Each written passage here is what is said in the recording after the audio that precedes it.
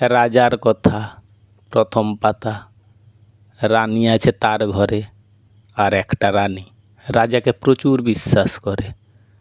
তার নিজের জন্য সে অপেক্ষা করে, কবে ডাকবে রাজা তার নিজের ঘরে। বছরের পর বছর ধরে সেই রাজার জন্য সেই রানী শিবরাত্রি করে। রাজা হঠাৎ একদিন জানতে পারে, স্বপ্ন দেখে সে শুধু ঘুমের ঘোরে। রানীর মুখটা একদিন দেখল সে ভোরে। রাজা চিন্তা করে কিভাবে এই সংবাদটা পাঠাবে তার ঘরে। রাজা 24 ঘন্টা পেপার পড়ে, ইন্ডিয়া টিভি বলল একদিন সবাইকে খবরের ভেতরে।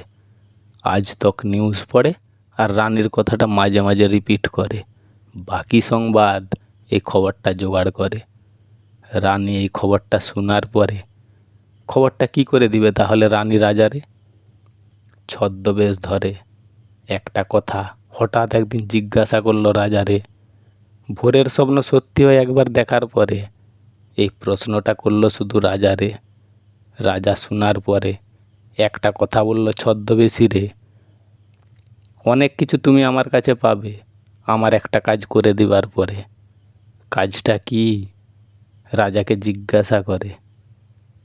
রাজা অনেক কষ্ট করে স্বপ্নে যে এসেছিল একদিন ভোরে, শুধু তার চোখ দুটো আঁকার পরে দিয়ে দিল ছদ্মবেশী রে।